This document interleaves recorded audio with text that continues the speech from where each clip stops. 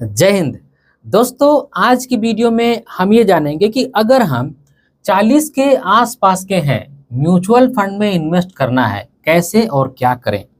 यानी कि आज की जो वीडियो है वो ऐसे लोगों के लिए है जो खास करके 40 के आसपास के एज के हैं। हो सकता है वो 35 के हो, 38 के हो, 40 के हो, 42 के हो, 45 के हो, यानी कि वो 40 के आसपास के ऐसे लोग हैं, उनके लिए वीडियो ज़्यादा सूटेबल है। ऐसे तो सभी लोगों के लिए ये वीडियो सूटेबल है। आज की वीडियो में मैं आप सभी को 5 कॉमन बातें बताऊंगा। अगर इन बातों को ध्यान में रख करके आप म्यूचुअल फंड में इन्वेस्ट करते हैं तो आप सही और आसान तरीके से म्यूचुअल फंड में इन्वेस्ट कर पाएंगे और बहुत हद तक जो भी आपने सपना देखा है, जो भी आपने गोल डिसाइड किया है, उसको आप अचीव कर पाएंगे। तो हमेशा की तरह आज की वीडियो बहुत इंफॉर्मेटिव होगी, इसलिए मैं रिक्वेस्ट करूंगा आप सभी से कि इस वीडियो को अंत तक जरूर देखिएगा। तो स्वागत है आप सभी का एक नई वीडियो में। आशा करता हूं आप सब अच्छे होंगे। मैं हूं अनवर अंसारी। चलिए पेश करते हैं। अब सबसे पहली बात जिसका हमें ध्यान रखना है वो ये है कि जब भी हम इन्वेस्ट करते हैं तो हमें हमेशा सही रिटर्न का कैलकुलेशन करना है। ऐसा नहीं करना है कि अपने आप को तसल्ली देने के लिए अनाप शनाप रिटर्न का कैलकुलेशन कर रहे हैं। सपोज कीजिए कोई भी व्यक्ति 40 साल का एज का है, क्योंकि मैं यहाँ पे एग्जांपल 40 साल के एज के व्यक्ति का ही दे रहा हूँ। सपोज कीजिए कोई ऐसा व्यक्ति है जो 40 साल के एज में है और वो अगले 20 साल तक इन्वेस्ट करता है। रिटायर होने का स्टैंडर्ड एज 60 साल माना गया है, यानी कि वो 40 का है, 20 साल तक इन्वेस्ट कर। लेकिन अब उसको ये पता चल रहा है कि भाई हमने जो कैलकुलेशन किया ना वो गलत कैलकुलेशन किया। हमें जितना कॉर्पस मिलना चाहिए था, जितना कॉर्पस के पास हमें पहुंचना चाहिए था, अब हम उस कॉर्पस के पास नहीं पहुंच पाए हैं। तो यकीन मानिए ये जो गलती है ना, ये सुधारने वाली गलती नहीं है। आप इस गलती को बिल्कुल भी नहीं सुधार सकते हैं। क्या आप ऐसा करेंगे कि 60 साल के एज में फिर से 20 साल इन्वेस्ट करेंगे और 80 साल के एज में रिटायर होंगे? जब आप 60 साल के एज में पहुंच गए होंगे तो आपके साथ ऐसी अवस्था आ जाएगी कि या तो आप काम करना नहीं चाहेंगे या फिर काम करना चाहेंगे तो आप काम नहीं कर पाएंगे, क्योंकि 60 साल की एज ऐसी होती है। इसलिए इस एज को स्टैंडर्ड एज माना गया है। अब तो लोग तैयारी कर रहे हैं अर्ली रिटायरमेंट का, 45 में, 50 में, 55 में हम रिटायर हो जाए, और आप 60 साल के एज में फिर से जाकर के एक 20 साल का टर्म में काम करेंगे, तो ऐसा लगभग नामुमकिन के बराबर है। तो ये जो गलती आप करेंगे ना, ये सुधार वाली गलती नहीं है। तो ऐसी गलती आपको बिल्कुल भी नहीं करना है। आपको सही कैलकुलेशन करना है। अब सही कैलकुलेशन क्या है? तो देखिए, सही कैलकुलेशन करना एकदम सिंपल है। हमारे देश में जो इन्फ्लेशन रेट चल रहा है, जो कि 6 से 8% के आसपास का है, और जो हमारे देश की जीडीपी है वो भी लगभग 6 से 8% के आसपास का है। अगर इन दोनों को मिलाया जाए तो लगभग 15-16 का नंबर आता है। तो जब भी आप म्यूचुअल फंड में इन्वेस्ट करते हैं तो आपको हमेशा ही 15% के आसपास का रिटर्न कैलकुलेट करके चलना चाहिए। अगर आप एक डाइवर्सिफाइड म्यूचुअल फंड की पोर्टफोलियो बनाए हैं जिसमें स्मॉल कैप भी है, मिड कैप भी है, लार्ज कैप भी है, थोड़ा सा डेट फंड वगैरह भी है, तो आपको 15% के आसपास का ही कैलकुलेशन करके चलना चाहिए, क्योंकि ये जो रिटर्न है ना, ये मिलने की लगभग लगभग पूरी चांसेस रहती है। और अगर ईश्वर ने चाहा आपको ज़्यादा रिटर्न मिल गया तो आपका कॉर्पस ज़्यादा हो जाएगा। लेकिन किसी हाल में हमारा कॉर्पस कम नहीं होना चाहिए, क्योंकि जब हम उस अवस्था में पहुंच जाएंगे, 60 साल के एज में पहुंच जाएंगे, तो हम दोबारा से जा करके अर्न नहीं कर सकते हैं, कमाई नहीं कर सकते हैं। तो अगर हमारे पास कॉर्पस कम हो गया तो हमें मजबूरी में उसी अवस्था में काम चला चला करके अपनी ज़िंदगी को व्यतीत करना होगा। तो सबसे पहला काम आपको सही रिटर्न का कैलकुलेशन करना है। और मैंने देखा है कि कई ऐसे लोग हैं जो म्यूचुअल फंड का जो हायर रिटर्न रहता है, जिस साल वो हायर रिटर्न दिया है 30, 35, 40, 50%। एक दो वीडियो तो मैंने ऐसा भी देखा जिसमें 50% का कैलकुलेशन किया गया और 1-2 करोड़ रुपए की तो बात छोड़ दीजिए, वहाँ पे 7,000, 8,000 करोड़ रुपए बताया गया कि आपको मिल सकता है, वो भी 1,000, 2,000, 3,000 रुपए के एसआईपी से। तो ऐसे भूल में आपको बिल्कुल भी नहीं रहना है। हाँ, मनोरंजन करने के लिए इस तरह की वीडियो देख लीजिए, लेकिन अगर रियल लाइफ में आपको अप्लाई करना है तो 15% से ज़्यादा का रिटर्न आप एक्सपेक्ट मत कीजिएगा। ईश्वर ने चाहा तो आपको ज़्यादा रिटर्न मिल सकता है।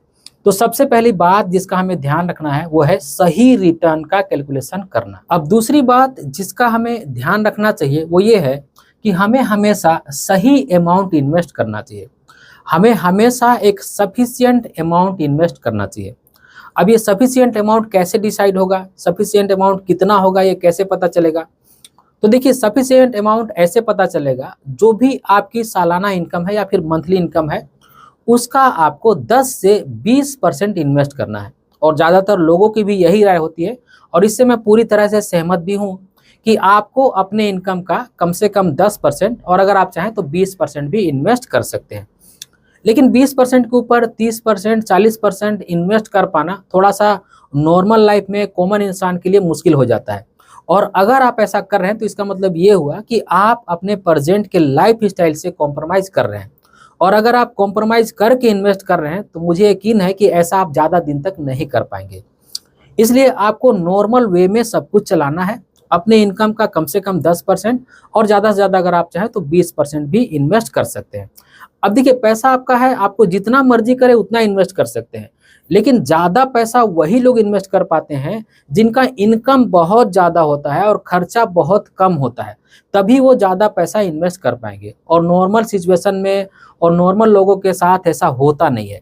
इसलिए मैंने कहा कि कम से कम आपको अपने इनकम का 10% और अगर आप 20% इन्वेस्ट करते हैं तो और अच्छी बात होगी। और अगर आप ऐसा करते हैं तो मुझे यकीन है कि जो लाइफ स्टाइल आज आप मेंटेन कर रहे हैं वही लाइफ स्टाइल आप मेंटेन आगे भी कर पाएंगे अगर आप 10 से 20% अपनी इनकम का इन्वेस्ट करते हैं तो जब भी आपको इन्वेस्ट करना है आप देखिए कि मेरी सालाना इनकम या फिर मंथली इनकम कितना है, उसका आपको 10% या फिर 20% इन्वेस्ट करते रहना चाहिए। मुझे लगता है कि ये अमाउंट आपके लिए एक सफिशिएंट अमाउंट होगा। और तीसरी बात जिसका आपको ध्यान रखना चाहिए वो ये है कि हमें इन्फ्लेशन एडजस्टेड टारगेट सेट करना चाहिए। अगर आपका कोई गोल है, अगर आपने कोई टारगेट सेट करके रखा है कि सपोज करो मुझे 20 साल के बाद 1 करोड़ रुपए का रकम चाहिए, तो देखिए जब आप ऐसा टारगेट सेट कर रहे हैं ना तो आपके दिमाग में आज का 1 करोड़ रुपए है। आज के 1 करोड़ रुपए को देख करके आप टारगेट सेट कर रहे हैं, लेकिन आपकी ये भूल है। आज का 1 करोड़ रुपए जो कर सकता है, आज के 1 करोड़ रुपए से जो आप खरीद सकते हैं, वो 20 साल के बाद के 1 करोड़ रुपए से बिल्कुल भी नहीं खरीद सकते हैं। वो 1 करोड़ रुपए आज के बराबर बिल्कुल भी नहीं होगा, क्योंकि उस दिन 1 करोड़ रुपए की अच्छी खासी वैल्यूएशन कम हो गई रहेगी इन्फ्लेशन के वजह से। तो आपको ऐसे बिल्कुल टारगेट सेट नहीं करना चाहिए कि मुझे 1 करोड़ रुपए चाहिए तो 1 करोड़ रुपए का टारगेट सेट कर दिया है। आपको न्यूट्रल रह करके, एकदम न्यूट्रल रह करके आज जो 1 करोड़ रुपए है उसके लिए आपको इन्फ्लेशन बेस्ड कैलकुलेशन करना है। हो सकता है वो रकम 1.5 करोड़ बताए, 2 करोड़ बताए, तो आपको 2 करोड़ रुपए का टारगेट सेट करना है। अगर वो 2.5-3 करोड़ बता रहा है तो आपको 2.5-3 करोड़ रुपए का टारगेट सेट करना है। आपको ऐसा नहीं करना है कि 1 करोड़ रुपए का ही टारगेट सेट कर रहे हैं। अक्सर लोग जब कैलकुलेशन करते हैं तो उनके दिमाग में 1 करोड़ रुपए का ख्याल रहता है और उनके दिमाग में 1 करोड़ रुपए की आज की वैल्यू रहती है, जो कि 20 साल के बाद ये वैल्यू आपको बिल्कुल भी नहीं मिलने वाली है। जो हैसियत आज के 1 करोड़ रुपए की है वो हैसियत 20 साल के बाद के 1 करोड़ रुपए की बिल्कुल भी नहीं होगी। तो जब भी आपको टारगेट सेट करना है तो न्यूट्रल रह करके टारगेट सेट कीजिए। आज की वैल्यूएशन देख लीजिए 1 करोड़ रुपए का कितना है, यही वैल्यूएशन हमें 20 साल के बाद चाहिए। अब वो पैसा कितना होता है डजंट मैटर, इससे मैटर नहीं होना चाहिए। वो 1.5 करोड़ हो सकता है, वो 2 करोड़ हो सकता है, वो 2.5 करोड़ हो सकता है। तो आपको इस तरह से टारगेट सेट करना चाहिए, ना कि आज का 1 करोड़ देख लिया, सीधा सा दिमाग में बैठा लिया कि भाई आज जो 1 करोड़ रुपए मिलता है उस दिन में मिल जाएगा। नहीं मिलेगा भाई। ऐसे अगर आप करोगे तो मिस्टेक कर दोगे। आपको इन्फ्लेशन बेस्ड न्यूट्रल रह करके अपना गोल सेट करना चाहिए और कैलकुलेशन करना चाहिए, तभी आप जो आज का 1 करोड़ रुपए का वैल्यू है उस दिन अचीव कर पाएंगे। और इस 1 करोड़ रुपए के वैल्यू के लिए उस दिन आपको कम से कम 1.5 से 2 करोड़ या फिर 2.5 करोड़ रुपए के आसपास में चाहिए। तो हमेशा जो भी आप टारगेट फिट कीजिए उसमें इन्फ्लेशन को जरूर से एडजस्ट कीजिए कि इन्फ्लेशन एडजस्ट करने के बाद मुझे कितना पैसे की जरूरत होगी जो आज के 1 करोड़ रुपए की बराबरी कर सके। और चौथी बात, अगर आप म्यूचुअल फंड में इन्वेस्ट करने जा रहे हैं या फिर इन्वेस्ट करते हैं तो आपको म्यूचुअल फंड का फंड मैनेजर बिल्कुल भी नहीं बनना है।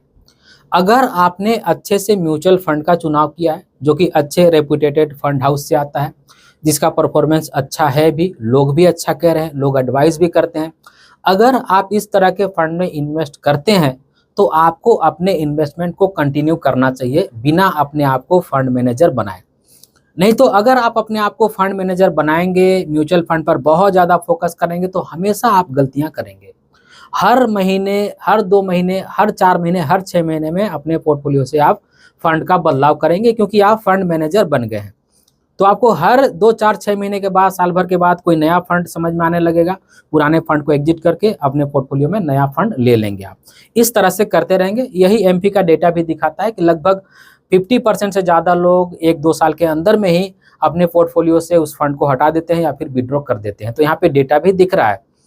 तो आपको फंड मैनेजर नहीं बनना है। अगर आपने अच्छे से फंड का चुनाव कर लिया जो रेपुटेटेड फंड हाउस से आता है, ज़्यादातर जानकार लोग उस फंड के लिए राय भी देते हैं, तो आपको चुपचाप इन्वेस्ट करना है। जैसे आप आरडी में इन्वेस्ट करते हैं, आप पीपीएफ में, जीपीएफ में, सुकन्या समृद्धि योजना में, ये जो एंडोमेंट प्लान है, जो ट्रेडिशनल पॉलिसी प्लान है, उसमें इन्वेस्ट करते हैं, तो क्या जा करके हर 6 महीने में, हर साल भर में आप चेक करते हैं वहाँ पे? बिल्कुल नहीं करते हैं। तो उसी तरह से यहाँ पे भी आपको अपना इन्वेस्टमेंट कंटिन्यू करना है, क्योंकि जब आप म्यूचुअल फंड में अपना पैसा इन्वेस्ट करते हैं तो ये पैसा किसी एक्सपर्ट के पास जाता है। आपको फंड मैनेजर बनने की जरूरत नहीं है, आपको अपना फंड मैनेज करने की जरूरत नहीं है। जिसके हाथ में है, जिसकी जिम्मेदारी है, वो ये काम करेगा। आपका काम है निवेश करना। अगर आप बहुत ज़्यादा ट्रैक करने की ही सोच रहे हैं तो हर महीने ज़्यादा से ज़्यादा एक बार देख लिया कीजिए, जब आपका पैसा बैंक अकाउंट से कट करके जाता है तो उस समय आप देख लीजिए कि हाँ मेरा पैसा इन्वेस्ट हुआ या फिर नहीं हुआ। ज़्यादा से ज़्यादा आपको महीने में एक दिन देखना चाहिए, नहीं तो आपको देखने की ज़रूरत ही नहीं है। आप साल भर 2 साल के बाद देखिए और 2-3 साल के बाद रिव्यू कीजिए कि मेरा फंड अच्छा परफॉर्म कर रहा है या फिर नहीं कर रहा है। और अगर आप किसी एडवाइज़र के माध्यम से इन्वेस्ट करते हैं, वो एडवाइज़र अच्छा है, तब तो आपको ज़रा सा भी चिंता करने की ज़रूरत नहीं है, क्योंकि सारा काम तो आपका वही करते रहेगा। तो आपको म्यूचुअल फंड पर एक्सट्रीमली फोकस्ड भी नहीं करना है, एकदम से फंड मैनेजर बनने की कोशिश भी नहीं करनी है। जैसे नॉर्मल वे में सब कुछ चलता है, वैसे ही म्यूचुअल फंड को भी नॉर्मल वे में चलने देना चाहिए। नहीं तो अगर आप फंड मैनेजर बनेंगे तो आप वही करेंगे, इस महीने इस फंड को यहाँ से निकालो, उस फंड को ऐड करो, निकालो और ऐड करो। और ऐसे करने वाले लोग मुझे लगता है कि लॉन्ग टर्म में ज़्यादा पैसा अर्न नहीं कर पाएंगे, क्योंकि वो एग्जिट लोड देते ही देते थक जाएंगे, तो उनको अर्न कहाँ से होगा। इसलिए आपको फंड मैनेजर बनने की जरूरत नहीं है। अगर आपने अच्छे से फंड का सिलेक्शन किया है, रेपुटेटेड फंड हाउस से वो फंड आता है, ज़्यादातर अच्छे जानकार लोग उसके लिए राय देते हैं, तो बिल्कुल उसमें आप कंटिन्यू करते रहिए। आपको अननेसेसरी चेंज करने की फंड कोई भी जरूरत नहीं है। अब 5वीं और सबसे इम्पोर्टेंट बात, देखिए आज के वीडियो में जितनी भी बातें मैंने आप सभी को बताई है, इन सारी बातों को फॉलो करने के बाद, इन सारी बातों को ध्यान में रखने के बाद भी अगर आप निवेश करते हैं तब भी आपका फंड जीरो हो सकता है। तो अब हम ये जो पैसा इन्वेस्ट कर रहे हैं, सही तरीके से इन्वेस्ट कर रहे हैं, तो इसकी हमें सेफ्टी की भी चिंता करनी चाहिए। और सेफ्टी हमें कैसे मिलेगी? सेफ्टी हमें मिलेगी एक लाइफ इंश्योरेंस, एक हेल्थ इंश्योरेंस के माध्यम से। देखिए जब आप लाइफ इंश्योरेंस लेते हैं तो ओवरऑल आपके वो सभी फैमिली को प्रोटेक्ट करता है, और जब हेल्थ इंश्योरेंस लेते हैं तो वो भी आपके सभी फैमिली को प्रोटेक्ट करता है। लेकिन जब हम लाइफ इंश्योरेंस लेते हैं और जब हम हेल्थ इंश्योरेंस लेते हैं तो कुछ बातों का हमें ध्यान रख करके ही लाइफ इंश्योरेंस या फिर हेल्थ इंश्योरेंस लेना चाहिए। अब देखिए ज़्यादातर लोग जब लाइफ इंश्योरेंस लेना होता है तो करते क्या है कि ट्रेडिशनल वाला प्लान ले लिया, वहाँ पे 2 लाख, 4 लाख, 5 लाख रुपए का इंश्योरेंस बीमा मिल रहा है, उसी में इन्वेस्ट कर रहे हैं। अरे यार, अगर कल के दिन आप ऊपर चले गए, ईश्वर ने बुला लिया आपको अचानक से, तो उस 5 लाख रुपए में आपके फैमिली का क्या होगा? आपने कभी सोचा है इस बात को कि आप 5 लाख रुपए का बीमा ले रहे हैं, उस 5 लाख रुपए के बीमा से आपके फैमिली का क्या होगा? वो फैमिली आपके साल भर 2 साल भी अच्छे से सर्वाइव नहीं कर पाएगी। तो बीमा लेने का सही तरीका ये है कि जो भी आपकी सालाना इनकम है, जितना भी आप साल भर में पैसा कमाते हैं, मान लीजिए आप 5 लाख रुपया साल भर में पैसा कमाते हैं, तो आपका बीमा का जो सम एश्योर्ड है वो कम से कम उसके 10 गुना होना चाहिए, यानी कि 50 लाख रुपए होना चाहिए। अगर आप 1 करोड़ रुपए का लेते हैं तो और भी अच्छी बात है। तो अगर आप 50 लाख और 1 करोड़ रुपए का ये जो नॉर्मल बीमा है उसको लेने जाएंगे ना, तो इतना प्रीमियम आ जाएगा जिसका कोई हिसाब नहीं है। इसलिए हमें एक टर्म लाइफ इंश्योरेंस लेना चाहिए, जिसमें हम सिर्फ और सिर्फ रिस्क कवर का पैसा देते हैं, यानी कि जो भी हमारे रिस्क कवर का प्रीमियम आता है उतना ही हम देते हैं। यहाँ पे कोई भी रिटर्न वगैरह नहीं मिलता है। तो बहुत कम पैसा दे करके, लगभग 500, 800, 1000 रुपए के आसपास में दे करके आपको लगभग 40 लाख, 50 लाख रुपए के आसपास का यहाँ पे इंश्योरेंस बीमा मिल जाएगा। तो अगर खुदा न खास्ता, भगवान न करे, आपको कुछ होता है तो इतना पैसा आप फैमिली के पास छोड़ करके जाएंगे कि वो बाकी का जो लाइफ है, जो सर्वाइवल है, वो बड़ी आसानी से कर पाएंगे। उससे या तो कुछ बिजनेस कर लेंगे या फिर उसको कहीं ऐसे जगह पर इन्वेस्ट कर देंगे जहां से उनको कुछ पैसा रेगुलर आते रहेगा, जिससे वो सर्वाइव कर पाएंगे। तो आपका ये जो इन्वेस्टमेंट है वो ऐसा ही अस्थावत बना रहेगा। दूसरी सिचुएशन होती है जब हम बीमार पड़ जाते हैं। तो जब हम बीमार पड़ जाते हैं ना भाई, तो ऐसे में भी बहुत ज़्यादा पैसे की ज़रूरत पड़ जाती है।